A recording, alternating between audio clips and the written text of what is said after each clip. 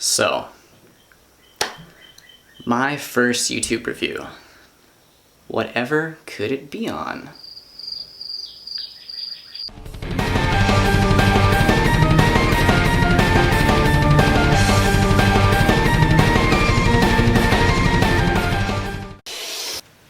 Vikings. So as I hope you can already tell by my incredibly hipster haircut, I like this show.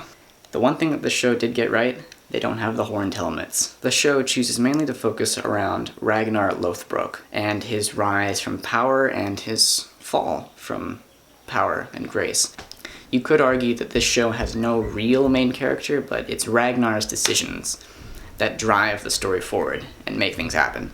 Then you have Rollo, which is the typical jealous family member archetype, Lagertha, his wife, Bjorn, his son, Floki, which is one of my favorites. You can look inside the tree. And a whole lot of other characters. What are the main appeals to this show?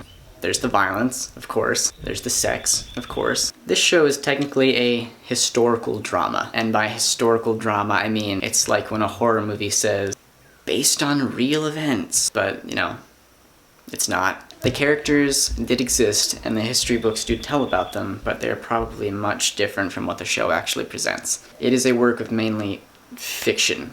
The show starts kind of on a smaller scale, and a more personal scale. There are fewer characters in the beginning of the show than later on.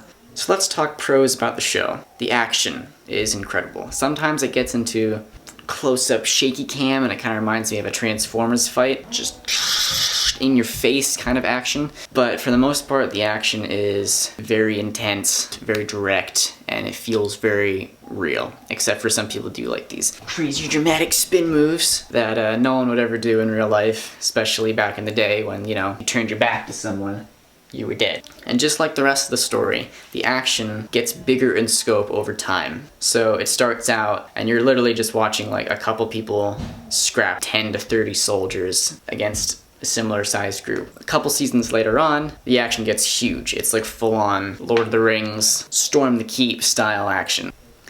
Then of course there's all the sex. This show is compared to Game of Thrones, I think, a little bit unfairly, mainly because the only reason people compare it to Game of Thrones is because it has a lot of medieval sex and violence and really nothing else. Okay, what really makes this show so interesting for me is Ragnar's character and his character development, which is very gradual, and I think people could miss it. I definitely didn't entirely notice it because it's stretched over a huge amount of time during the show. I mean, in the show, something like 18 years have passed between season 1 and the beginning of season 4. The story of Ragnar is about a man who doesn't quite fit the norms of his society. He tries to do something that no one has ever done before, and obviously he's faced with opposition. That leads him to, not by his own doing, rise in power. And that is a continual arc throughout the entirety of the story. He tries to do something no one's ever tried to do before. This leads him to gain more power, and that in turn leads him to lose allies and friends and family. So in a way, his enterprising curiosity drives him to greatness,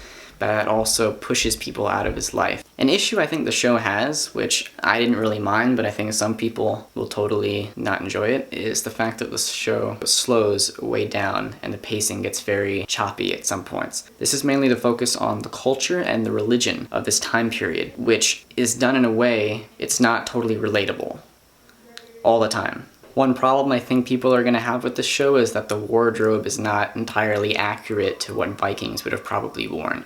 They get the fact that they never actually wore helmets with big horns sticking out the top, but sometimes you see Vikings in these like incredibly extravagant and intricate garments that they never would have worn in real life. They never would have had time to wear in real life because these were incredibly rugged people. Ooh, my first rating. This is going to be exciting. I'm going to give Vikings a 7 out of 10. Higher if you like medieval dramas, just for the fact that they're medieval dramas with lots of sex and violence. Alright, that's it. Rate, comment, subscribe at your leisure, and I'll see y'all next week. Peace.